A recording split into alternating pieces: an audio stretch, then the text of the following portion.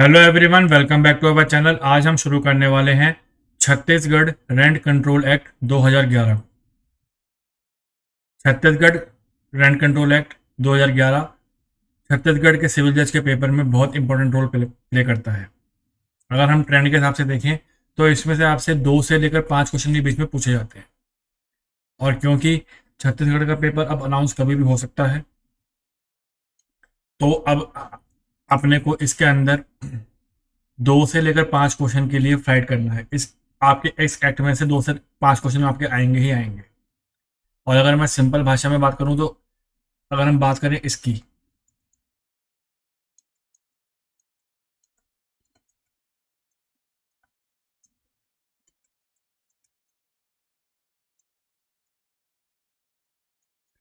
हम अभी बात करेंगे इसकी, छत्तीसगढ़ सिविल जज की। इसके अंदर अपन अगर हम देखेंगे तो अपन ये देखेंगे कि इसके जो कट ऑफ है अराउंड 85 प्लस क्वेश्चन की जाती है। पेपर नो डाउट ईजी आता है, डायरेक्ट आता है, लेकिन दिक्कत कहाँ आती है? जब हम ये लोकल एक्ट छोड़ के चले जाते हैं। अब जब हम लोकल एक्ट छोड़ के जा रहे हैं तो हमने एक तरीके से वो नंबर तो ऑटोमेटिकली स्किप कर दिए, अपनी इच्छा से स्किप कर दिए, क्योंकि हम पढ़ के ही नहीं गए।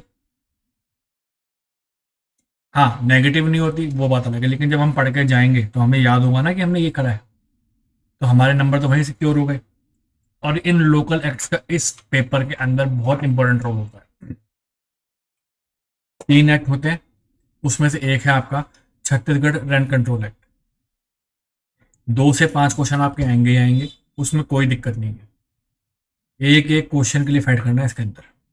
पेपर इजी आता है, नेगेटिव मार्किंग नहीं है, लेकिन क्वेश्चन एक एक इंपॉर्टेंट है, क्योंकि कट ऑफ ये जाती है। तो देख लेते हैं जो हमें आज शुरू करना है।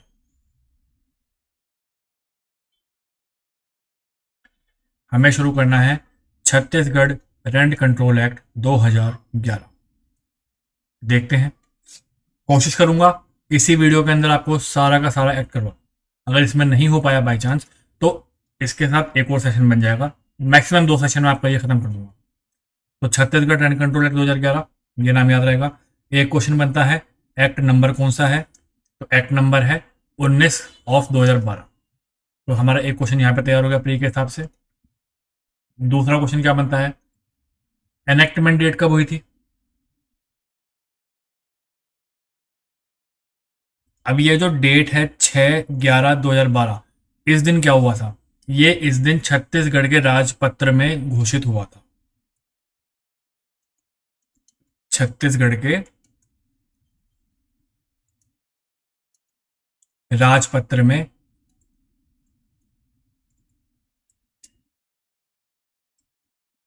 घोषित किया गया था। अब एक और बात आती है, इसको एसेंट कब मिली होगी? तो इसको एसेंट मिली थी एक तो गवर्नर से, और एक एसेंट मिली थी इसको प्रेसिडेंट से। ये दोनों बातें याद रखना, क्योंकि क्वेश्चन आपसे पूछ सकता है और पूछा भी गया है। तो अगर हम बात करें एसेंट पहली गवर्नर के द्वारा,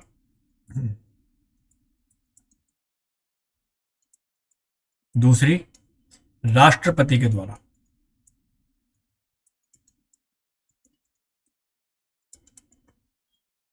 अगर हम बात करें राष्ट्रपति की तो मिली थी 5 अक्टूबर 2012 को। और अगर हम बात कर लें गवर्नर की तो 23 मई 2011। ये बात ध्यान रहेगी, ये 3 डेट्स हैं, पक्का क्वेश्चन बनेगा ही बनेगा। ये तीनों डेट्स आपको ध्यान रखनी है। पहली डेट, छत्तीसगढ़ के राजपत्र में ये कब घोषित किया गया?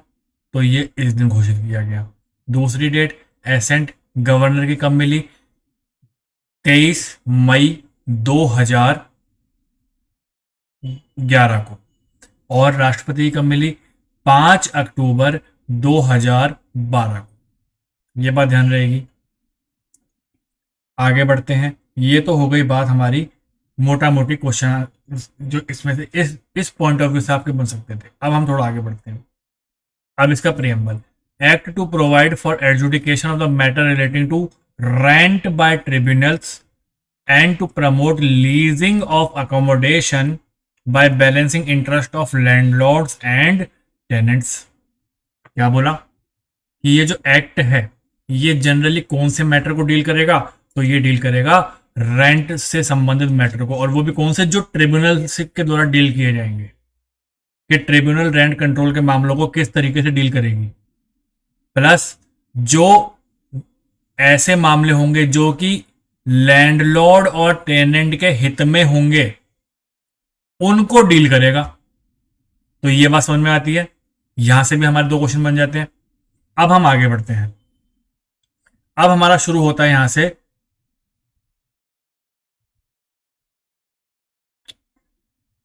एक मिनट।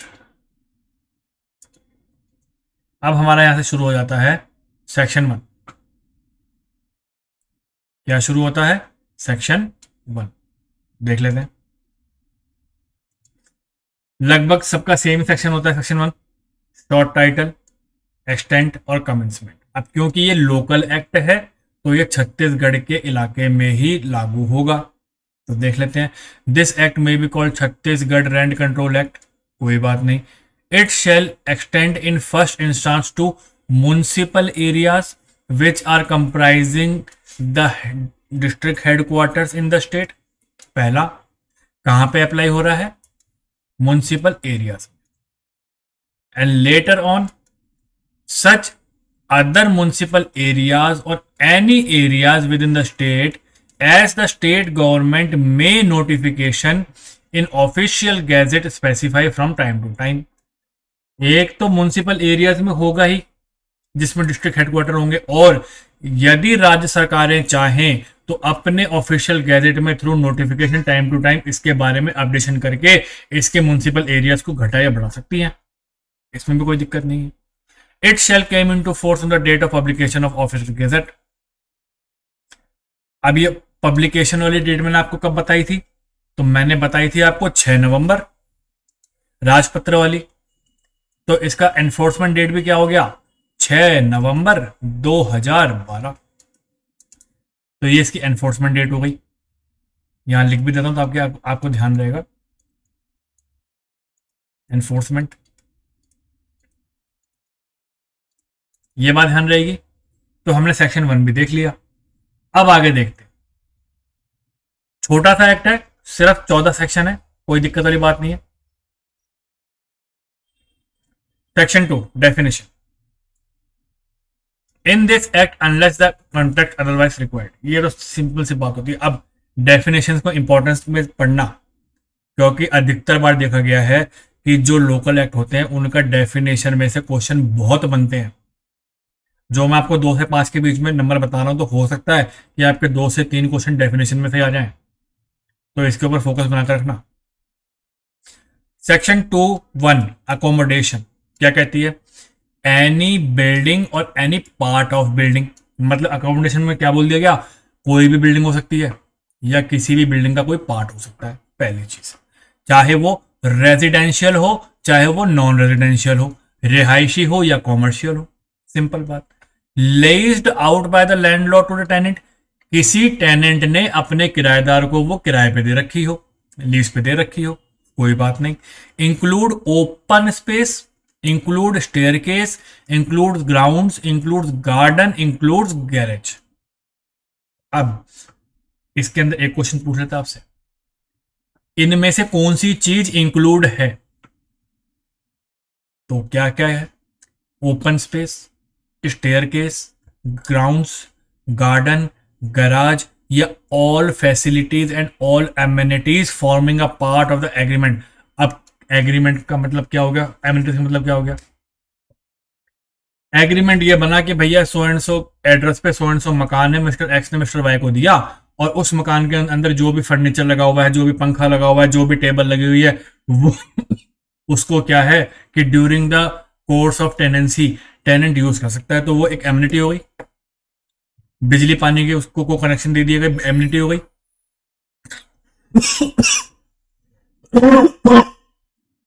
सॉरी। और वो सब एग्रीमेंट में लिखित तौर पे होगा। तो ये सब एकोमोडेशन के अंदर आए जाएंगे। Between any of any land which is not being use for agriculture purpose. हाँ, ये इंपॉर्टेंट है। इसमें यह है कि भैया एकोमोडेशन में सब कुछ आएगा, लेकिन वो जमीन नहीं आएगी जो कि किसके लिए कर रखा है, एग्रीकल्चर पर्पस के लिए कर रखा है। तो यहां पे हम समझने के लिए लिख देते हैं not include agriculture land.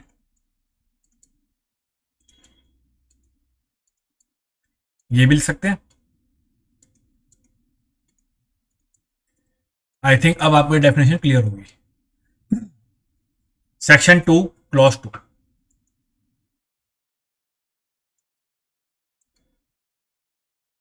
Section 2 clause 2 क्या कहता है? एग्रीमेंट क्या होता है? Return agreement executed by the landlord and the tenant as required under। मतलब किराएदार और मकान मालिक के बीच में जो लिखित समझौता होगा, क्या होगा? लिखित होगा। लिखा हुआ है लिखित एग्रीमेंट, लिखित होगा, तो वो क्या होगा? एग्रीमेंट होगा। कोई ज्यादा समझने वाली बात नहीं है इसके अंदर। आगे बढ़ते अगला सेक्शन 2 क्लॉज 3 क्या लिखा है? District. The district as constructed in Chhattisgarh land revenue code 1959। पूछ सकता है ये जो डिस्ट्रिक्ट है जो इसमें डिफाइन कर रखा है छत्तीसगढ़ रेंट कंट्रोल एक्ट में, वो किसके अकॉर्डिंग माना जाएगा? तो वो माना जाएगा छत्तीसगढ़ लैंड रेवेन्यू कोड के अनुसार। ये बात आपको ध्यान रखनी है। आगे बढ़ते हैं। अगला आता है हमारा habitual defaulter.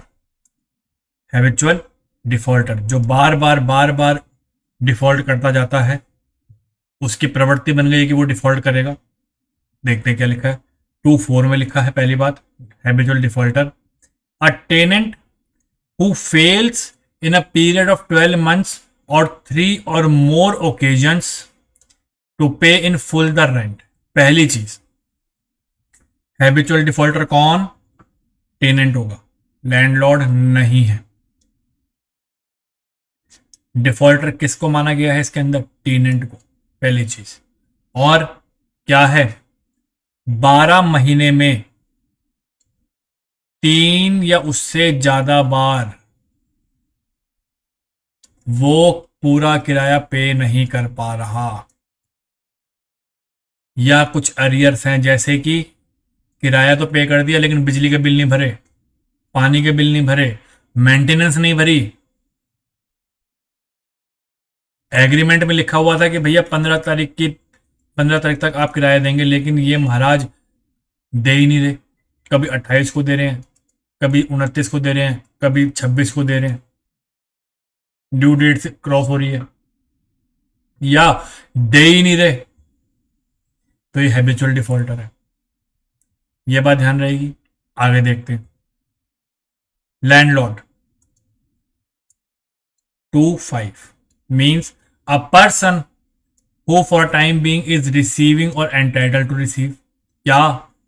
Rent of any accommodation. ऐसा आदमी जो किसी अकोमोडेशन का रेंट या तो प्राप्त कर रहा हो या उसको प्राप्त करने की उसकी एबिलिटी हो, जिसको वो प्राप्त करने का अधिकार रखे, whether on his own account or on the account or behalf of for the benefit of any other person.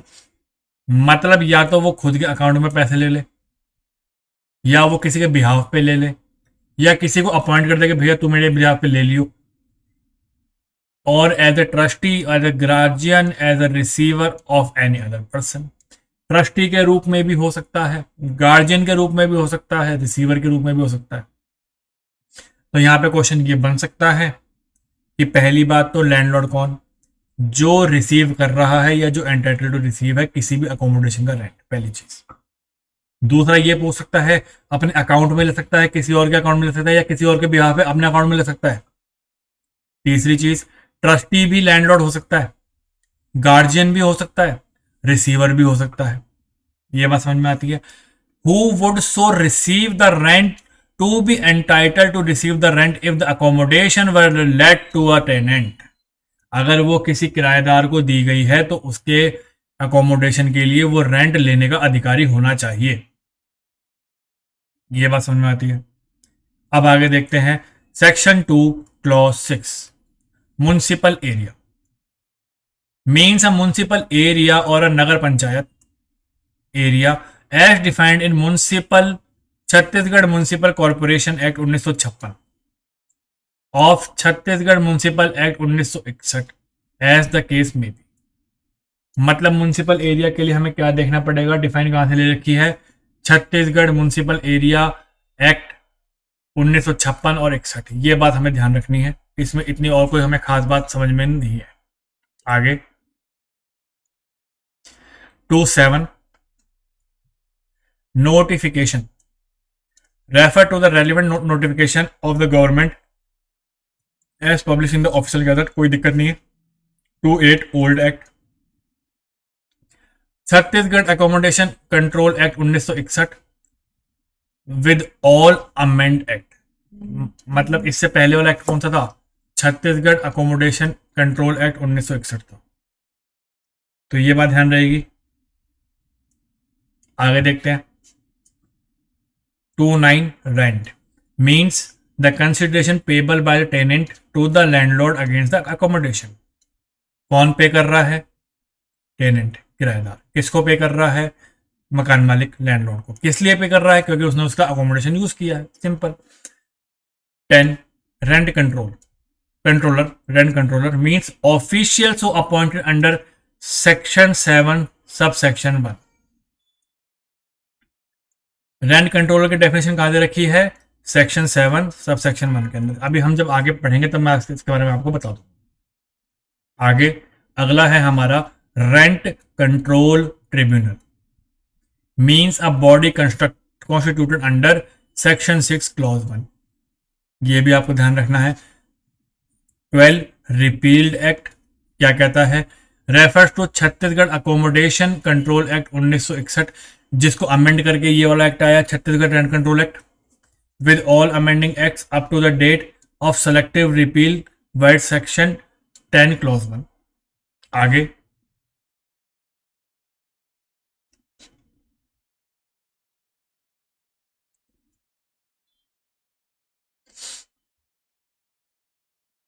social nuisance means tenant who frequently use the accommodation to commit any or all of the act listed in serial number 10 of schedule 4।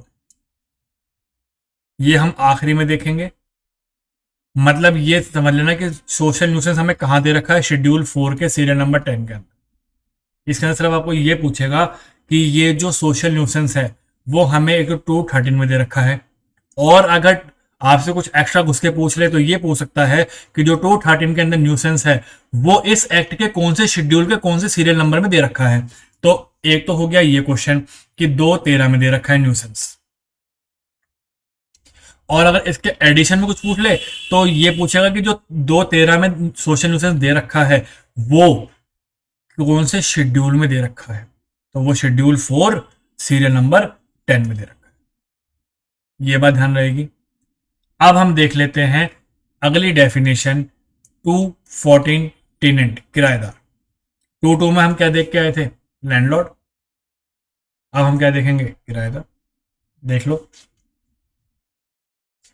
Person by whom or on whose account or on whose behalf rent is or but for the contract express or implied would be payable for the accommodation to his landlord, including the person who is continuing in the possession after the termination of his tenancy otherwise than by the order or decree of the eviction passed under the provision of this act। क्या बोला, ऐसा आदमी जो अपने landlord को अब उसकी accommodation के बदले में कुछ पैसा पे कर रहा हो, या तो वो खुद या उसके ब्याह में कोई और, लेकिन वो होना कैसे चाहिए, वो होना चाहिए अकॉर्डिंग टू कॉन्ट्रैक्ट एक्सप्रेस और implied.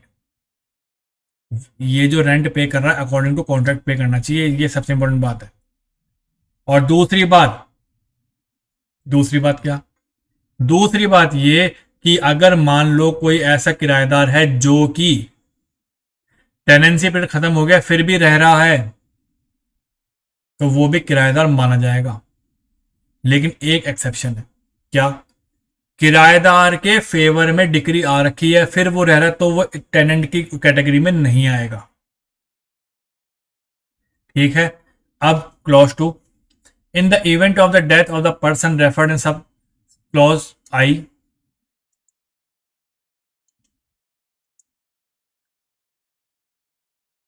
in case of accommodation let out for the residential purpose, his surviving spouse, son, daughter, mother, father, who has been ordinarily residing with him in such accommodation as a member of his family up to his death। मतलब अगर मान लो जो असली किराएदार है वो मर गया, तो अब उसके बाद वहां पे कौन रह सकता है? अगर वो कॉमर्शियल पर, अगर वो रेजिडेंशियल पर्पज के लिए है, रिहायशी पर्पज के लिए, तो उसके माँ, उसकी बाप, उसका बेटा, उसकी बेटी, या उसकी बीवी, या अगर बीवी मेरे तो उसका पति, अगर वो उसके साथ पहले रहते थे तो वो रह सकते। और same condition in case of accommodation let out for commercial purpose और बिजनेस पर्पज, इसमें भी स्पाउस, सन, डॉटर, मदर, फादर, दोनों में कोई दिक्कत नहीं है। ये बात समझ में आती है। अब ये हमने यहां तक पढ़ लिया, सेक्शन 2 पूरा खत्म। हमारा डेफिनेशन पार्ट यहां पे पूरा खत्म होता है। अब हम आगे बढ़ते हैं। सेक्शन नंबर 3 क्या कहता है? एग्जम्पशन के बारे में कहता है। Exemption section number 3, nothing in this act shall apply to, इस एक्ट की कोई भी बात किसके ऊपर लागू नहीं होगी? किसके ऊपर नहीं होगी? पहला, any accommodation belonging to or owned by department of government, board or corporation promoted by the government. मतलब जो भी सरकार से जुड़ी हुई डिपार्टमेंट है, जो भी सरकारी बोर्ड्स हैं, जो भी सरकारी कॉरपोरेशन हैं, उनके ऊपर छत्तीसगढ़ रेंट कंट्रोल एक्ट के कोई भी प्रोविजन लागू नहीं होंगे। साफ साफ कह दिया गया। मतलब सरकार से जुड़े हुए कोई भी विभाग हो वो तो नहीं होंगे, पहली बात। Any other building of any other category of building specifically exempted in a public interest by the government or through notification।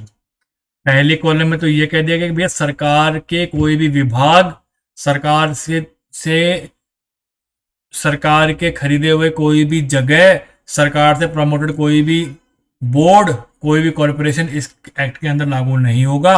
और दूसरी बात, कोई भी ऐसी बिल्डिंग, कोई भी ऐसी कैटेगरी ऑफ बिल्डिंग जिसको सरकार ने for the interest of public अपने ऑफिशियल गैजेट में नोटिफाई कर रखा हो, वो नहीं होंगे।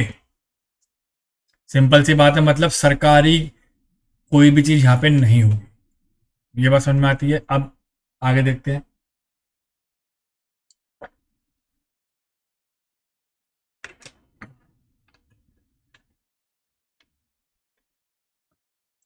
सेक्शन नंबर 4,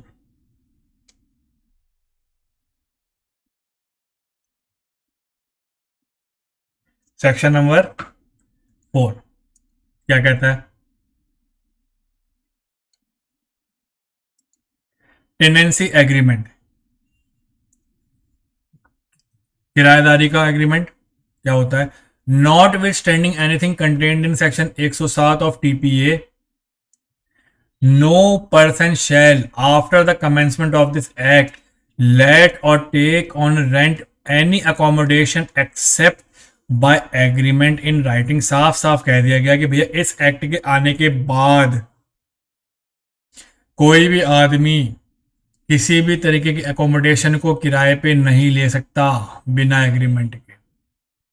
अगर आपको किराए पे कोई एकोमोडेशन लेनी है तो आपको उसके लिए एग्रीमेंट बनाना पड़ेगा। ये हो गई पहली बात। लेकिन अगर कोई ऐसी एकोमोडेशन है जो इस एक्ट के आने से पहले की है तो उसमें क्या होगा?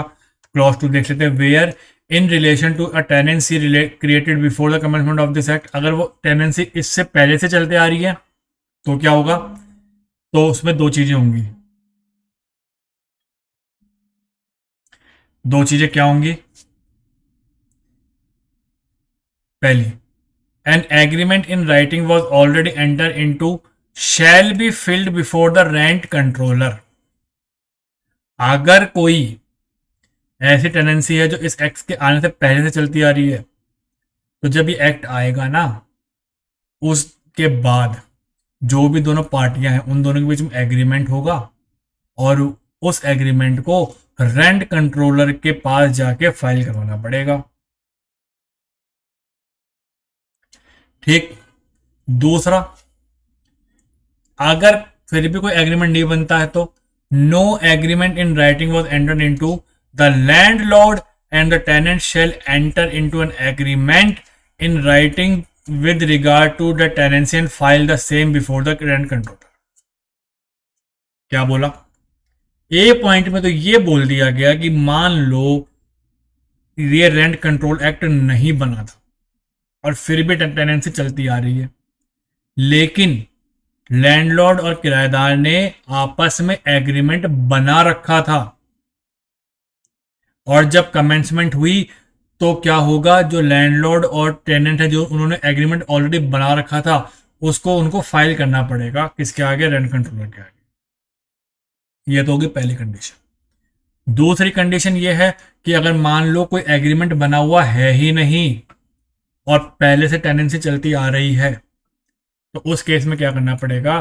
तो उस केस में एक चीज करनी पड़ेगी कि लैंडलॉर्ड और टेनेंट को पहले तो एग्रीमेंट बनाना पड़ेगा और उस एग्रीमेंट को जाकर के कहां फाइल करना पड़ेगा? रेंट कंट्रोलर के पास जाके फाइल करना पड़ेगा। ये दो चीज क्लियर होती है हमें। ये तो हो गई दो बातें simple.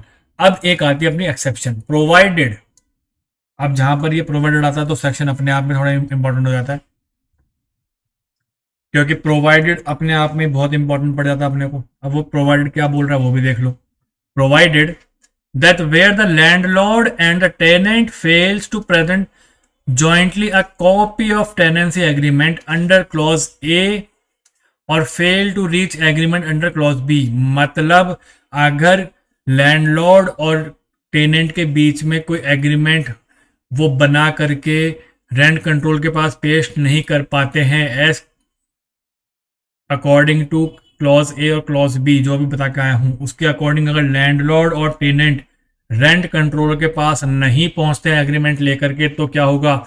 Such landlord and such tenant shall be separately file the particular about such tenancy.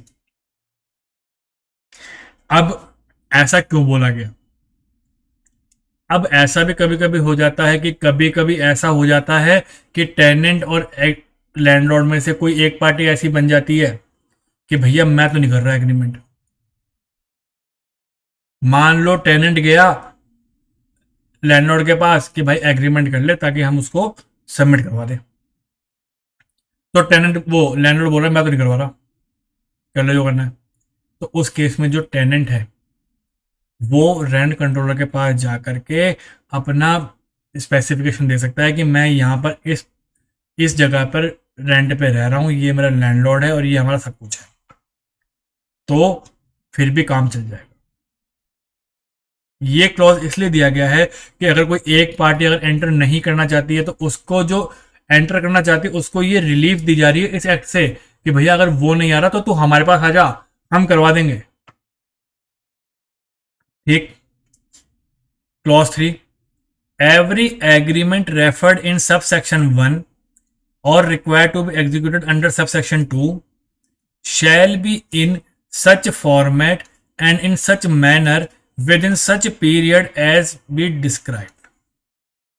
मतलब जो राज्य सरकार के अकॉर्डिंग मैनर होगा, जो राज्य सरकार के अकॉर्डिंग पीरियड होगा, जो राज्य सरकार का फॉर्मेट होगा, उसी के अकॉर्डिंग ये फाइल किया जाएगा। इसमें भी अपने को कोई इतनी खास दिक्कत वाली बात मेरे को लगती नहीं। अब आ जाते हैं सेक्शन नंबर 5 पे। सेक्शन नंबर 5 कहता है रेंट टू बी एग्रीड। कौन सा रेंट एग्रीड है? First, the rent payable for any accommodation shall subject to other provision of this act be such as may be agreed between the landlord and the tenant. पहली बात तो ये कह दी गई कि भैया किसी भी अकोमोडेशन का जो रेंट होगा वो किसके बीच में तय किया जाएगा? तो वो किया जाएगा लैंडलॉर्ड और टेनेंट के बीच में। अब आगे, and shall not include the charges payable for amenities which may be agreed upon separately and shall be payable accordingly. कौन से चार्जेस की बात कर रहा है? बिजली की, पानी की, मेंटेनेंस की, इनकी। क्योंकि ऐसा होता है कि सपोज कर लो गर्मियां हैं, एसी वगैरह चल रहे हैं, उस टाइम पे तो बिल आ रहा 8,000 रुपए का, 10,000 रुपए का।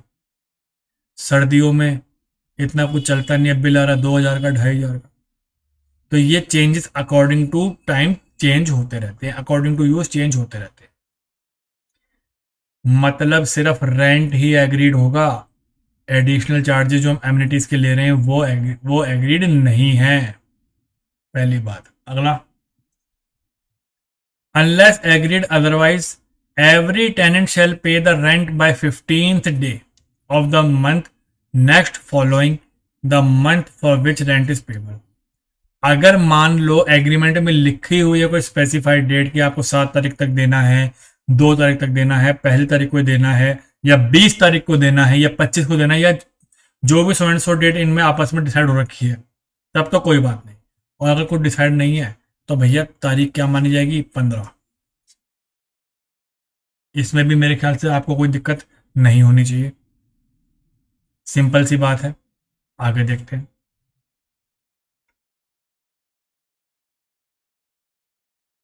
सेक्शन नंबर 6 क्या कह रहा है? अब यहां से बेटा अपना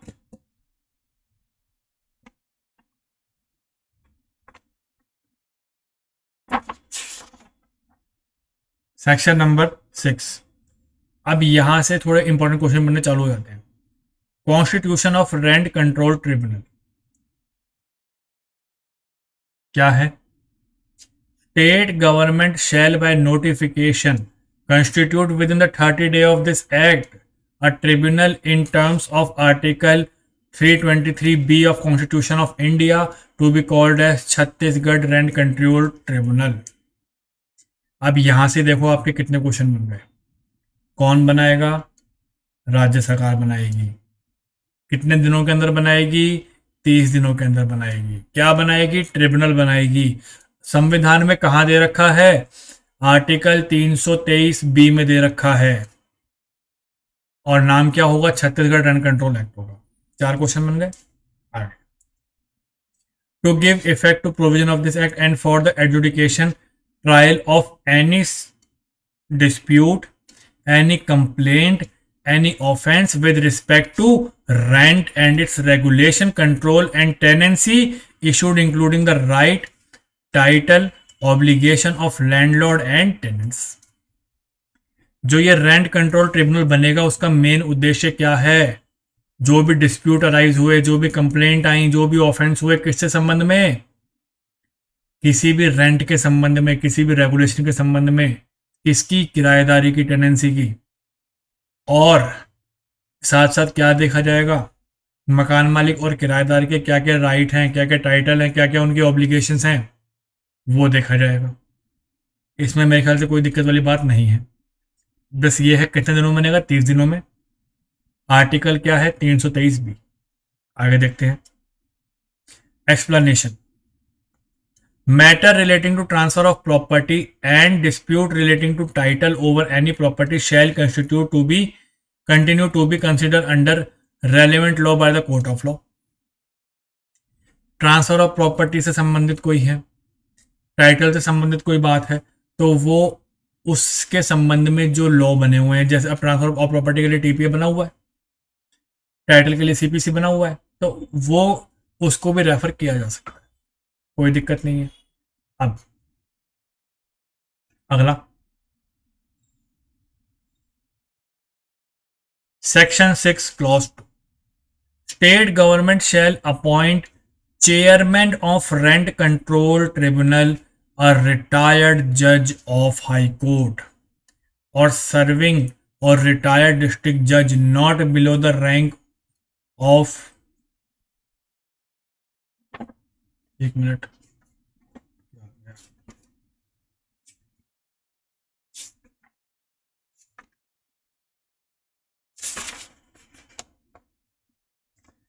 not below the rank of super times के आपको ये बात ध्यान रखना है कि जो भी उसका चेयरमैन होगा रेंट कंट्रोल ट्रिब्यूनल का, वो कौन होगा? रिटायर्ड जज या तो हाई कोर्ट के या फिर डिस्ट्रिक्ट जज होंगे। अगला, tribunal shall have such member with such qualification as the state government may prescribe. इनकी क्वालिफिकेशन का भी कौन तय करेगा? राज्य सरकार करेगी। अगर राज्य सरकार के तय मानकों के हिसाब से उनके पास क्वालिफिकेशन है तो उनको अपॉइंट कर लिया जाएगा अदर मेंबर्स को। आगे, state government shall appoint an officer of as a registrar of the tribunal who shall not below the cadre of civil जज class 1 or rank of deputy secretary of the state. तीसरा question बन रहा है बेटा, registrar tribunal कौन बनेगा?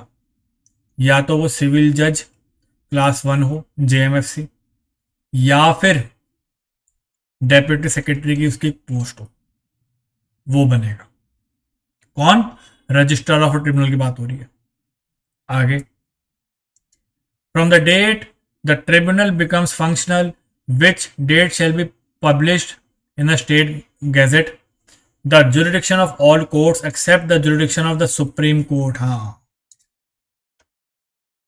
Under 136 and high court under 226 or 227 shall stand excluded in respect to all matter falling within the jurisdiction of tribunal। कोई दिक्कत नहीं है। provided however all case pending before any court authority immediately before the establishment of this tribunal shall be continued to be proceeded under this old act amended from time to time। जो पहले से case चलते आ रहे हैं वो automatically इसके अंदर shift हो जाएंगे, कोई दिक्कत नहीं है। आगे,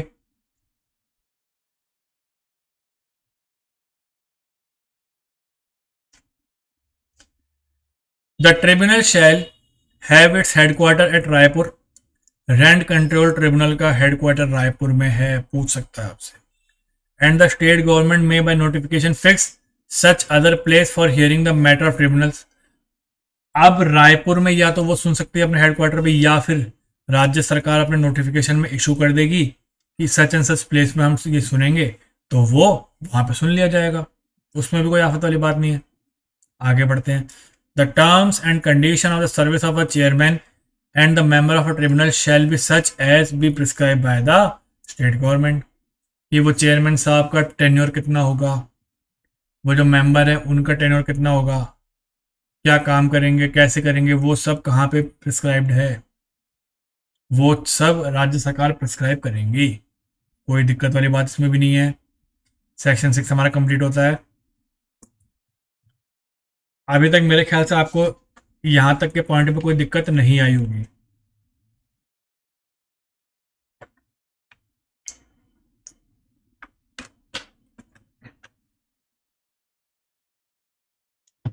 अभी हमने बात करी थी constitution of rent control tribunal की, अब हम बात करेंगे एस्टेब्लिशमेंट ऑफ रेंट कंट्रोलर की। पहला हमने क्या किया था, रेंट कंट्रोल ट्रिब्यूनल की बात की थी पूरे की। अब उसके अंदर जो रेंट कंट्रोलर होंगे उसकी बात कर रहे हैं, कौन है? क्लॉज 1, फॉर एवरी डिस्ट्रिक्ट, कहां पे होगा? हर जिले में होगा। The state government shall appoint 1 or more officers not below the rank of deputy collector. मतलब राज्य सरकार अपॉइंट करेगी, एक या उससे ज्यादा भी हो सकता है हर डिस्ट्रिक्ट के लिए, और उनकी रैंक कम से कम क्या होनी चाहिए? डेप्यूटी कलेक्टर होनी चाहिए। तो वो क्या बनाया जाएगा? रेंट कंट्रोलर बनाया जाएगा, with territorial jurisdiction as to be specified by the district collector.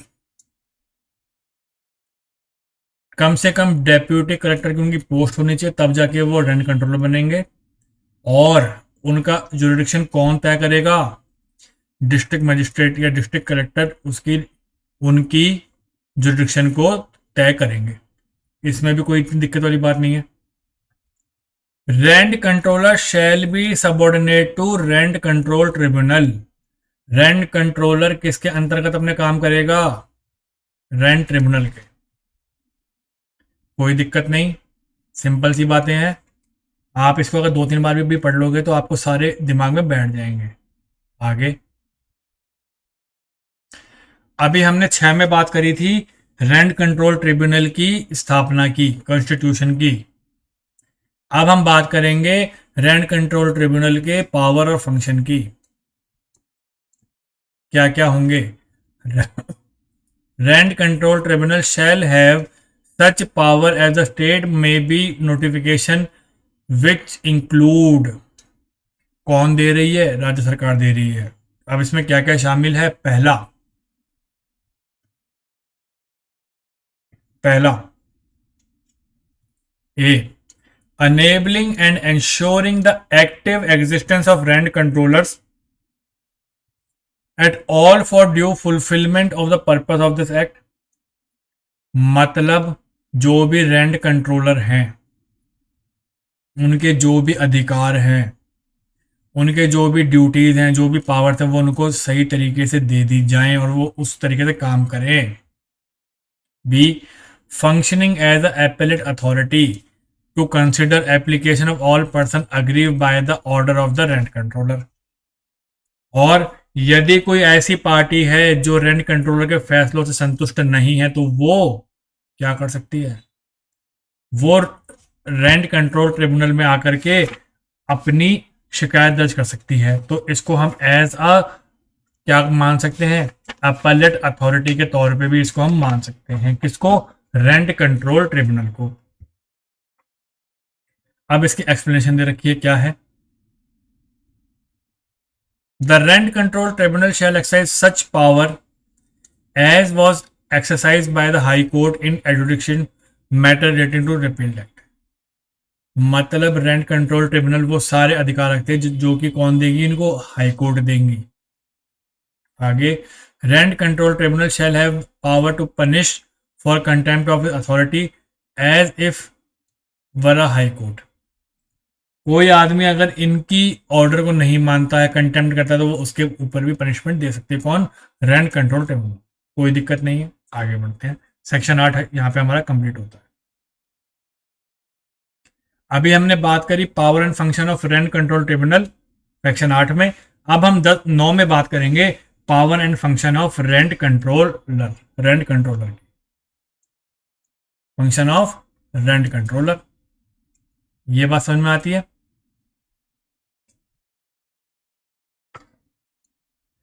क्या कहता है ये,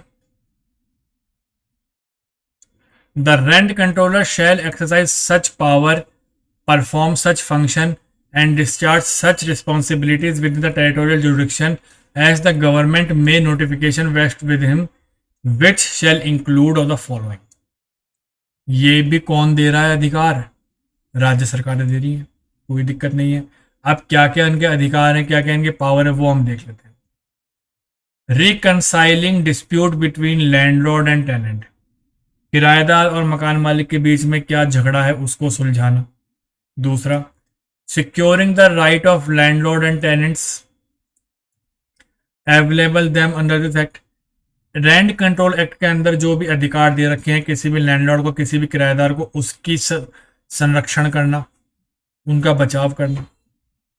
enforcing the obligation enjoyed upon landlord and tenant under this act, जो भी उत्तरदायित्व बनता है, जो भी लाइबिलिटी बनती है लैंडलॉर्ड और किराएदार की, उसको एनफोर्समेंट में लाना, वो भी किसका काम है, रेंट कंट्रोलर का काम है। ये बात समझ में आती है। अब इसका clause 2, all proceedings before the rent controller shall ordinary conclude within 6 months from the date of first appearance of the respondent in response of summon issue. अब इसमें सबसे बढ़िया बात, क्या क्वेश्चन बन सकता है कि जो रेंट कंट्रोलर के अंडर जो प्रोसीडिंग होगी वो 6 महीने के अंदर हो जानी चाहिए। और 6 महीने कब से, जब उस रिस्पोंडेंट को समन भेजा गया और समन के बाद जब वो पहली बार अपीयर हुआ है उस दिन से 6 महीने के। In case or from the date which respondent as ex parte, या तो तब या जब वो रिस्पोंडेंट एक्स पार्टी हो जाए तब, 2 कंडीशन। कोई दिक्कत नहीं है इसके अंदर, सिंपल सी बात है, प्रोसीजर है, वही पढ़ने हैं हमें। आगे, अभी तक हमने बात कर ली रेंट कंट्रोल ट्रिब्यूनल कैसे बना, रेंट कंट्रोलर कौन होता है, रेंट कंट्रोल ट्रिब्यूनल की पावर फंक्शन क्या होती है, रेंट कंट्रोलर की पावर फंक्शन क्या होती है। अब हम देखेंगे रेंट कंट्रोलर और रेंट कंट्रोल ट्रिब्यूनल ये दोनों क्या प्रोसीजर फॉलो करेंगे या किस तरीके से ये अपना काम करेंगे। सिंपल सी बात है, देख लेते हैं।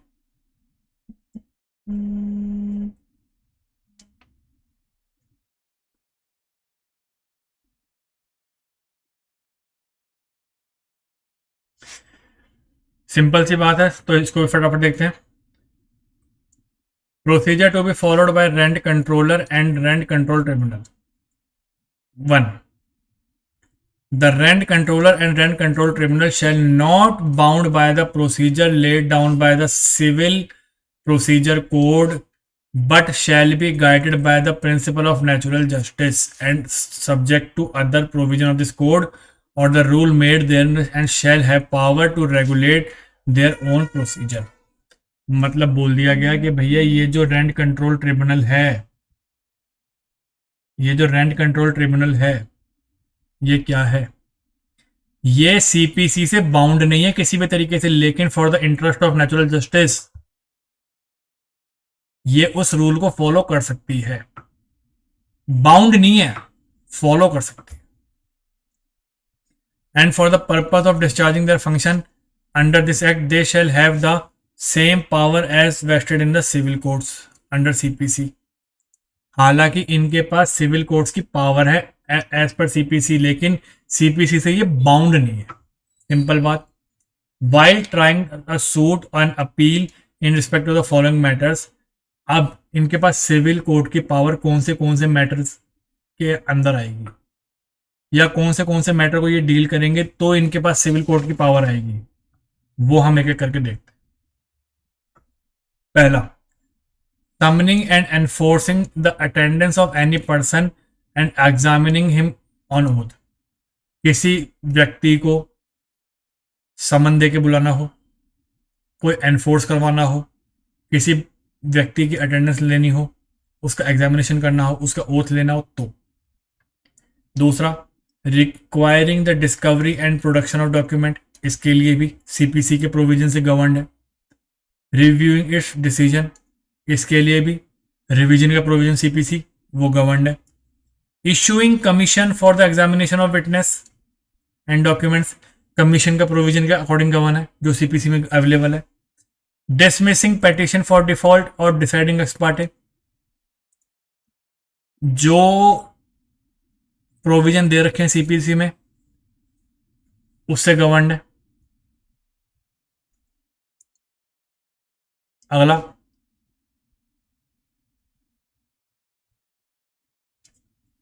setting aside any order of dismissal of any petition or default or any order passed in ex parte, उसमें भी है, कोई दिक्कत नहीं क्योंकि सीपीसी में भी है। ब्रिंगिंग लीगल रिप्रेजेंटेटिव एलआर के उसमें भी है, सीपीसी 211 और 50। एनी अदर मैटर में भी प्रिस्क्राइब उसमें भी है।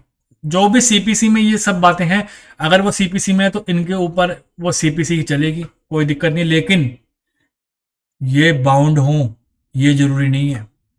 सिविल कोड का दर्जा मिल रखा है लेकिन सीपीसी के अकॉर्डिंग वो काम करें ये जरूरी नहीं। सिंपल बात है। Clause 2, rent control tribunal shall not grant any adjournment without return application and recording the reason therefor in writing.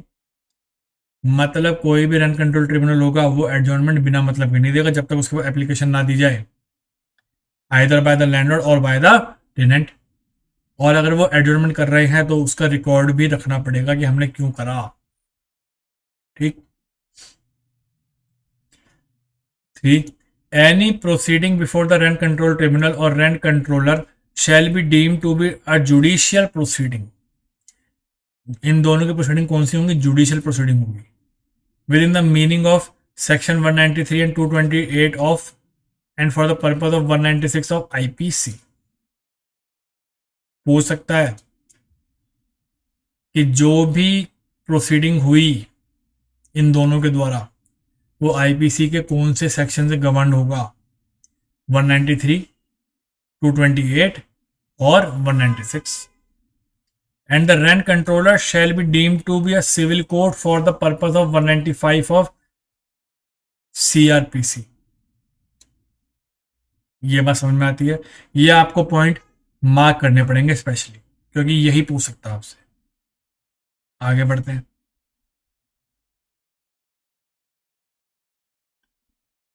अब आती है एग्जीक्यूशन ऑफ ऑर्डर की बात। सेक्शन नंबर 11 क्या लिखा है? Execution of order, the rent controller shall on application of any party, चाहे landlord दे चाहे टेनेंट दे, execute in the manner prescribed a final order or any other order passed under this act by adopting one or more of the following modes। भैया rent controller ने या rent control tribunal ने order pass कर दिया, लेकिन वो अभी तक एग्जीक्यूट ही नहीं हो पाया, तो उसमें क्या क्या होगा? अगर वो एग्जीक्यूट नहीं हो पा रहा है तो जो एग्जीक्यूट नहीं कर रहा उसका क्या करेगी? Attachment and sale of the movable और immovable property of the opposite party, जो एग्जीक्यूट नहीं करवा रही है उसका। Arrest and detention of the opposite party कर सकती है। अटैचमेंट ऑफ एनी वन और more one bank account of the opposite party and satisfaction of the amount order to be paid from such amount कर सकती है। Attachment of salary allowance of the government servant और employ of any national bank, local authority, corporation, government company कर सकती है, कोई दिक्कत वाली बात नहीं, मतलब किसी भी तरीके से उस ऑर्डर को एग्जीक्यूट करवाएगी। आगे, appointing any advocate as the commissioner on such remuneration as may be fix और deputing any officer of the tribunal और लोकल एडमिनिस्ट्रेशन और local body for the execution of the order. किसी भी advocate को उस order को execute करवाने के लिए कमिश्नर को दे देगी, और उसके लिए कुछ उसको पैसे भी पे करने पड़ेंगे, कोई दिक्कत नहीं। Delivery of possession of the permission of the applicant, कोई दिक्कत नहीं है। आगे,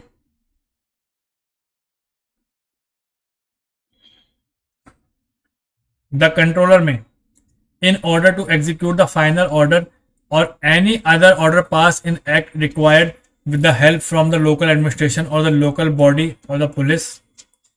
कंट्रोलर है, उसके पास कोर्ट का आदेश आ गया कि आपको इस ऑर्डर को एग्जीक्यूट करवाना, तो वो जो कंट्रोलर है वो पुलिस की भी सहायता ले सकता है, किसी लोकल बॉडी की भी सहायता ले सकता है, किस लिए? उस ऑर्डर को एग्जीक्यूट करवाने की। कोई दिक्कत नहीं है, सिंपल सी बात है, कोर्ट प्रोसीडिंग्स की बात हो रही है यहाँ पर। 3. If the tenant does not vacate the premise within the 3 months of the date of the issue of certificate for the recovery of possession, he shall be liable from the date of issue of certificate for recovery of possession to pay men's profit at the rate of 2 times of the rent in case of accommodation let out for the residential purpose, और अगर वो commercial के लिए है तो वो 3 गुना देनी पड़ेगी।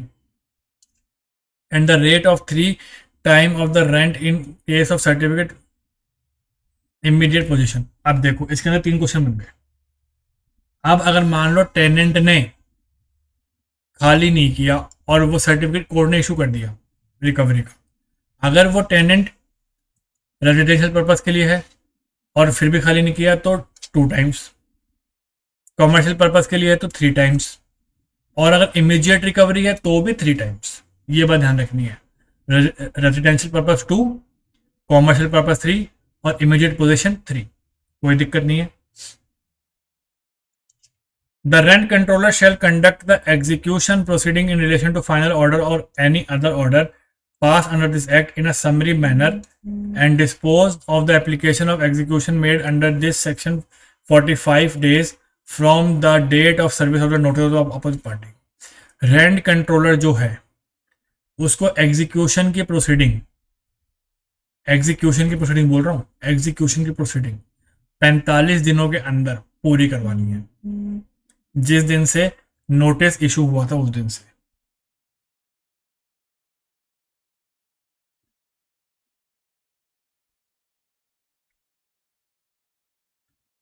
कौन सी प्रोसीडिंग करवानी है? एग्जीक्यूशन की। कितने दिनों के अंदर? 45 दिनों के। कब से? जब से जो पार्टी एग्जीक्यूट नहीं करी उसको नोटिस भेजा गया उस दिन से 45 दिन। सिंपल बात है। आगे explanation. Filing of an appeal और other proceeding against the order issue और सर्टिफिकेट ऑफ रिकवरी पोजेशन और immediate possession will not save the tenant from his liability and pay mesne profit at the rate of subsection 3 unless specifically order otherwise appellate rent controller. or court before which such order is under challenge, and if the order is issued, recovery is finally maintained, the tenant shall be liable to pay men's profit the rate of specified in 3 from the date of। मतलब ये है कि मान लो कि कोई order आ गया tribunal का, और क्या हुआ कि भैया उस ऑर्डर को इस टेनेंट ने चैलेंज कर दिया, तो उस पीरियड तक तो उसको कुछ पे करने की जरूरत है नहीं, लेकिन अगर वहां से भी हार गया तो जो ऊपर दे रखा है उसी रेट से उसको पे करना पड़ेगा। और रेट क्या है? रेजिडेंशियल पर्पज के लिए इंटू 2, कॉमर्शियल के लिए इंटू 3, और इमीडिएट प्रोजेक्शन के लिए भी इंटू 3। ये बात ध्यान रहेगी, सिंपल सी बात है। आगे देखते हैं।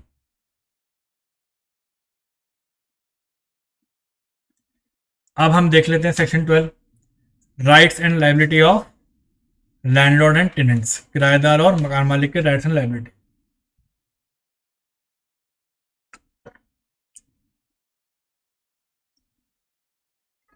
क्या क्या है?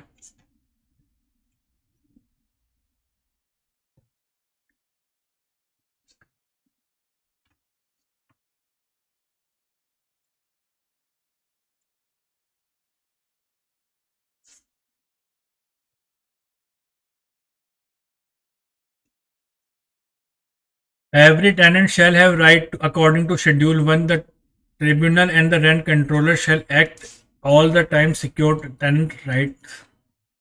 मतलब टेनेंट के राइट हमें कहाँ दे रखे हैं? शेड्यूल 1 में, ये बात ध्यान रखना। और लैंडलॉर्ड के राइट हमें दे रखे हैं शेड्यूल 2 में। आपसे यही पूछ सकता है कि लैंडलॉर्ड के राइट कहाँ दे रखे हैं? शेड्यूल 2, और टेनेंट के शेड्यूल 1 में। और ट्रिब्यूनल और जो रेंट कंट्रोल है वो इन दोनों को बचाने के लिए पूरा प्रयास करेगी, कोई दिक्कत नहीं, लेकिन प्रोवाइडेड है तो इंपॉर्टेंट है।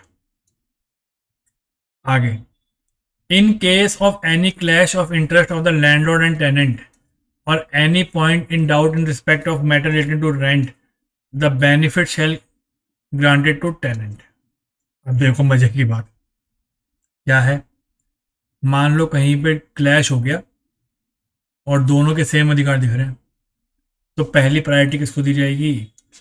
टेनेंट को, कोई दिक्कत नहीं। अगला, इन case of any clash of interest of the landlord and tenant or any point of doubt in respect of matter relating to returning of possession in accommodation of the tenant, benefit granted to landlord। मतलब अगर किराया पे करने की बात है सिर्फ, तो बेनिफिट दिया जाएगा टेनेंट को, और अगर पोजेशन देने की बात है तो बेनिफिट दिया जाएगा लैंडलॉर्ड को। ये बात ध्यान रहेगी। आगे, every landlord shall have no obligation according to section 3, tribunal and rent control shall act upon. मतलब लैंडलॉर्ड की लायबिलिटी कहाँ सेट कर दी गई? शेड्यूल 3 के अंदर, और किराएदार की लायबिलिटी कहाँ सेट कर दी गई? शेड्यूल 4 के अंदर। इसमें भी कोई दिक्कत नहीं है। अब आगे देख लेते हैं।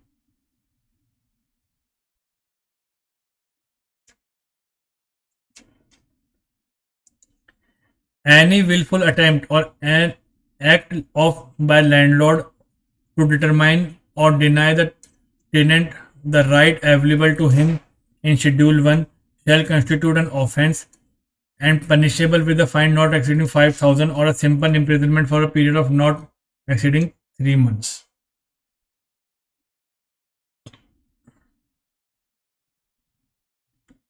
अब शेड्यूल 1 में क्या दे रखा था?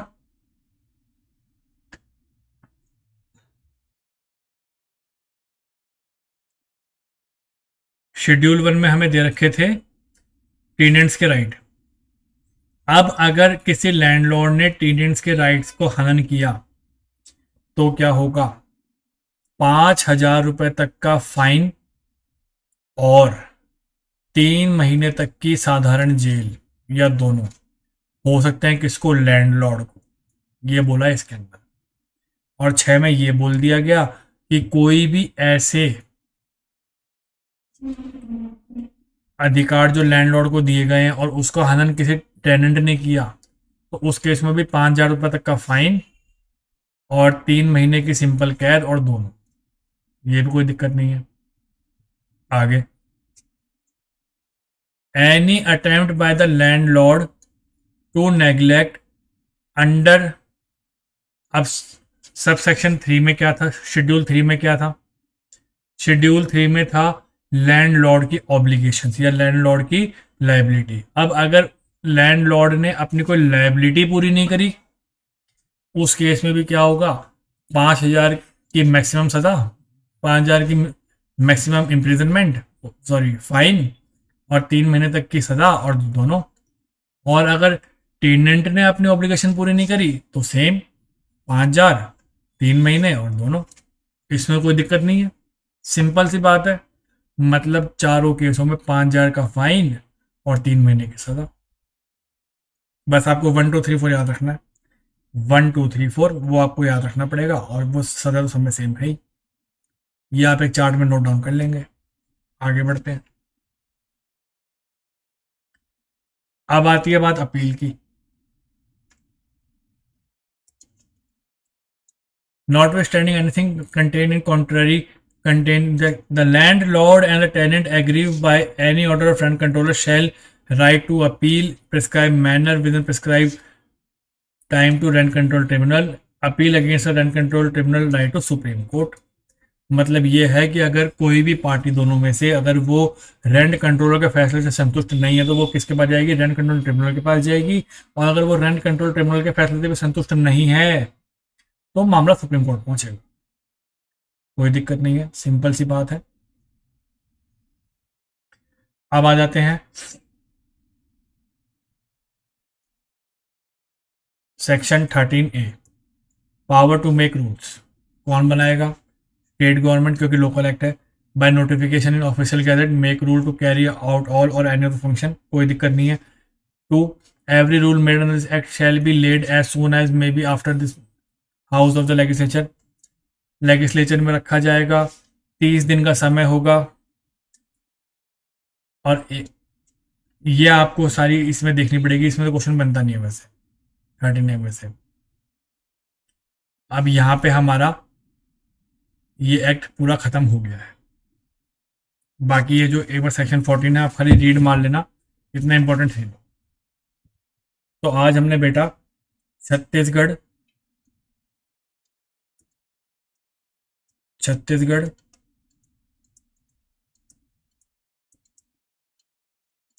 Rent control act